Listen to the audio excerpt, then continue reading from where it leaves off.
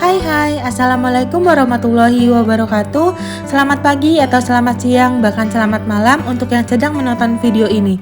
Salam sejahtera bagi kita semua. Om Swastiastu, Salam Namo Buddhaya, Salam Kebajikan. Yang terhormat dosen pengampu mata kuliah manajemen K3, Bapak Muhammad Hanafi, SAP MSI, dan juga teman-teman yang saya cintai dan yang saya banggakan. Terima kasih atas kesempatan yang telah diberikan kepada saya. Perkenalkan, saya Alfira Nurhaliza Putri dengan NIM 20811334096, kelas D4 Administrasi Perkantoran B20 Gunung Kidul. Izinkan pada kesempatan kali ini saya akan berbagi ilmu dan juga informasi mengenai topik sejarah dan peraturan perundangan K3. Selamat menyaksikan.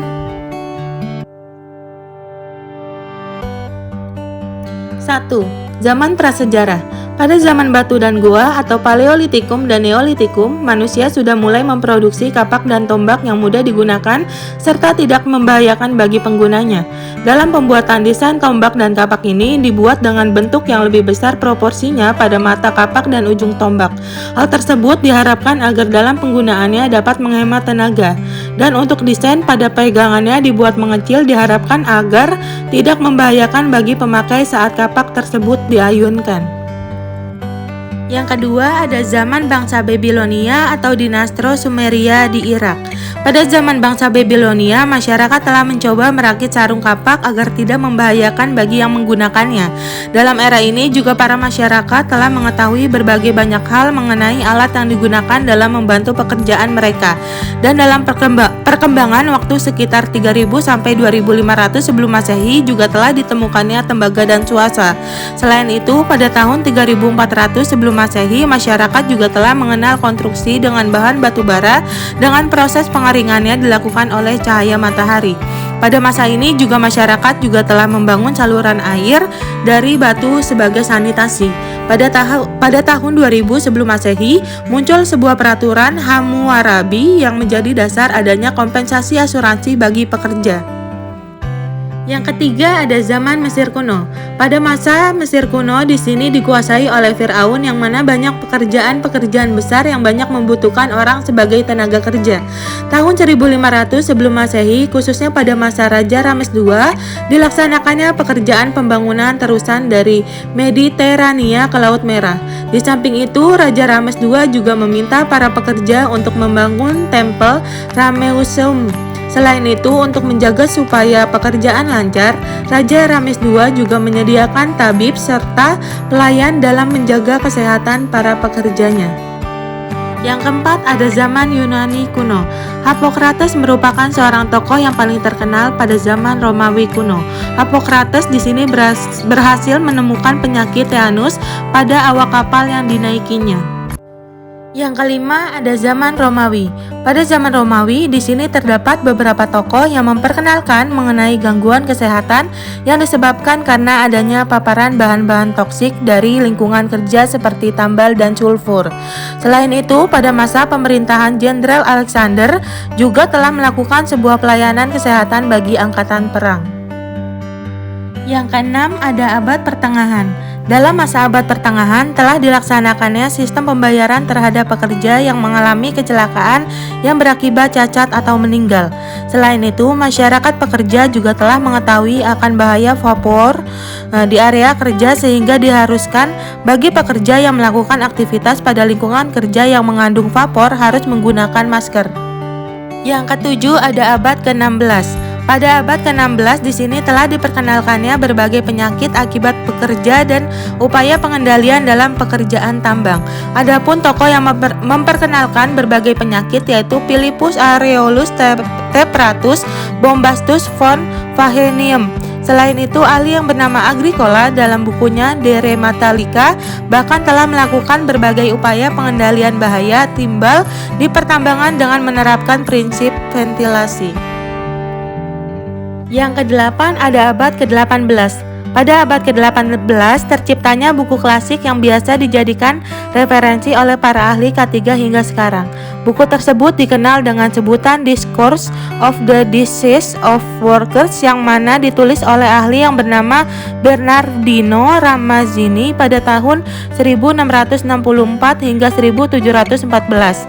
Dalam bukunya tersebut, Ramazzini mengamati bahwa banyak dokter dalam era tersebut jarang yang memperhatikan mengenai hubungan pekerjaan dan penyakit, sehingga muncullah kalimat yang selalu diingat pada waktu ia mendiagnosa seseorang, yaitu "What is your occupation?", di mana Ramazzini melihat bahwa ada dua faktor besar yang mengakibatkan penyakit saat bekerja, yaitu bahaya yang ada dalam bahan yang digunakan saat bekerja dan adanya gerakan aneh yang dilakukan oleh para pekerja.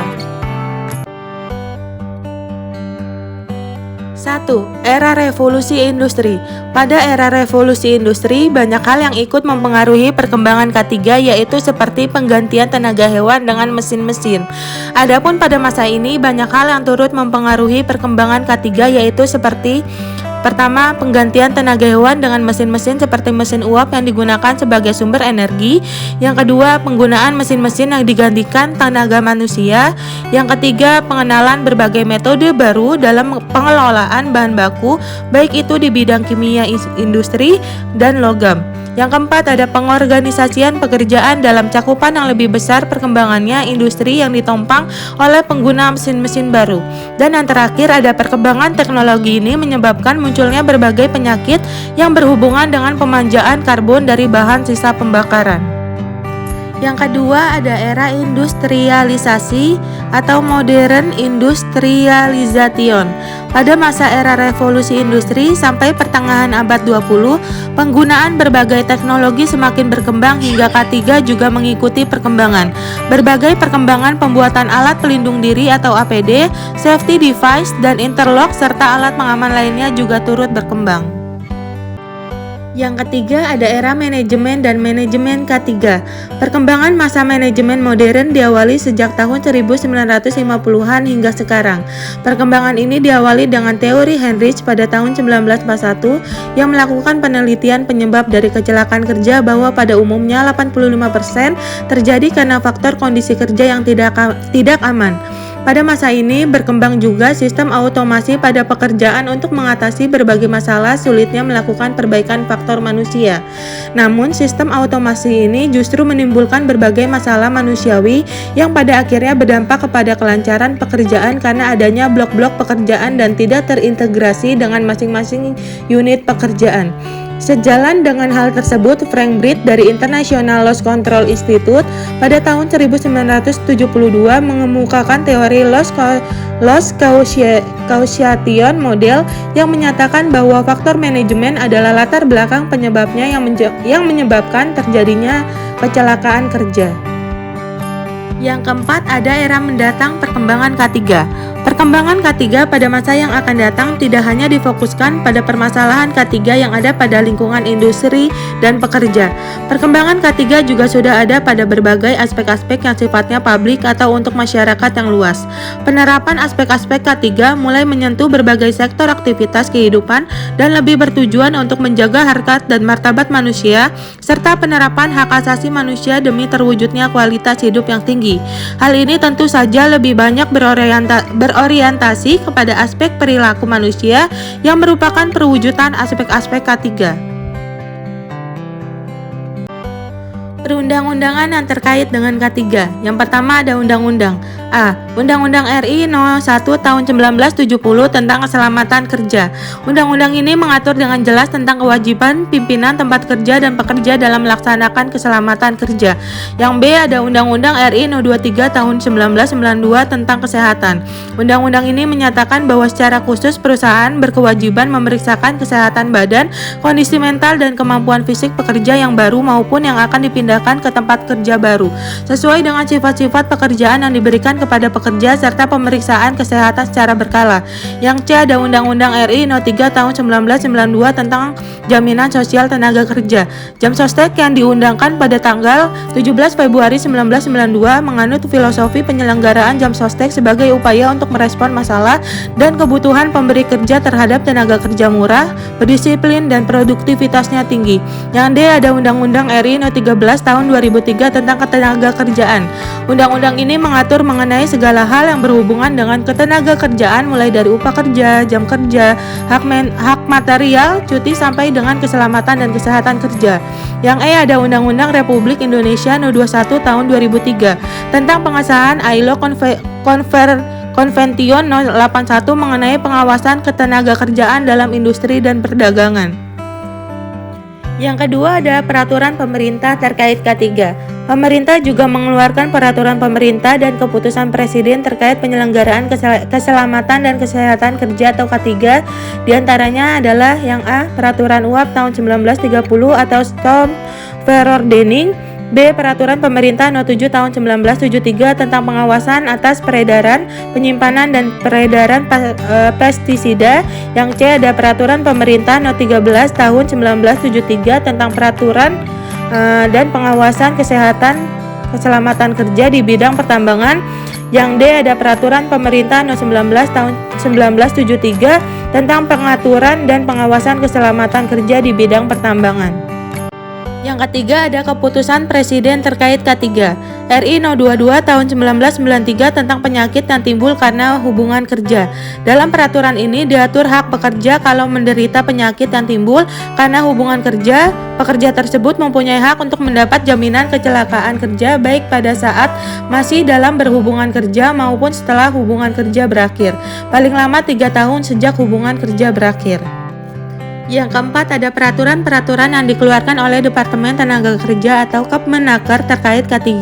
Yang pertama ada Peraturan Menteri Tenaga Kerja, Transmigrasi dan Koperasi Nomor 1 Men 1976 tentang kewajiban latihan hiperkes bagi dokter perusahaan. Yang kedua ada Peraturan Menteri Tenaga Kerja dan Transmigrasi RI Nomor 1 Men 1978 tentang keselamatan dan kesehatan kerja dalam pengangkutan dan penebangan kayu. Yang ketiga ada Peraturan Menteri Tenaga Kerja, Transmigrasi dan Koperasi Nomor 3 Men 1978 tentang persyaratan penunjukan dan wewenang serta kewajiban pegawai pengawas keselamatan kerja dan ahli keselamatan kerja. Dan yang kelima ada Keputusan Menteri terkait K3. Yang pertama ada Keputusan Menteri Tenaga Kerja No 155 Men 1984 yang merupakan penyempurnaan Keputusan Menteri Tenaga Kerja No 125 Men 1982 tentang pembentukan susunan dan tata kerja DK3N, DK3W, dan P2K3. Yang kedua ada Keputusan Menteri Tenaga Kerja Nomor 333 Tahun 1989 tentang diagnosis dan pelaporan penyakit akibat kerja. Di sini terdapat studi kasus yang berkaitan tentang K3, yaitu saya ngambil tentang kesetrum 2 pekerja bangunan tewas. Yang pertama ada kronologi. A. Pukul 8 Ilut kerja melangsir atau memindah batu bata. Dia berada di lantai 2 bangunan gudang yang ada di bagian depan. B. Tugasnya adalah menerima batu bata yang dilempar dari bawah. Setelah terkumpul oleh Ilut dipindahkan ke tempat tukang batu yang sedang memasang batu bata di tangga menuju lantai 2. C. Melewati kabel listrik PLN yang ada di atas bangunan lantai 2 karena posisi kawat rendah kepalanya menyentuh kawat listrik.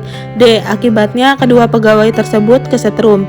E. Dalam waktu 5 menit kedua pekerja bangunan itu langsung jatuh terkulai ke dasar bangunan lantai 2 berupa lembaran seng dan besi yang akan dicor.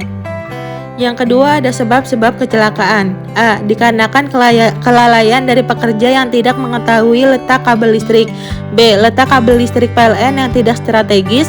Dan yang C. Posisi kawat rendah sehingga kepala korban langsung mengenai kawat listrik tersebut. Ketiga, pasal yang dilanggar.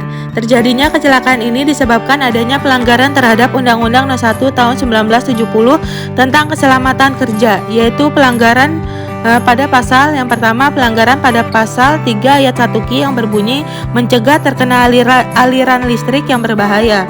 Yang kedua ada pelanggaran pada pasal 3 ayat 1 R yang berbunyi menyesuaikan dan penyempurnaan pengamanan pada pekerja yang berbahaya kecelakaannya menjadi bertambah tinggi. Dan yang ketiga, adanya pelanggaran pada Pasal 9 yang berbunyi pengurus diwajibkan menunjukkan dan menjelaskan pada tiap tenaga kerja baru. Dan yang terakhir, ada diketahui juga terjadi pelanggaran pada pasal 3 ayat 1F yang berbunyi memberi alat-alat perlindungan diri pada para pekerja.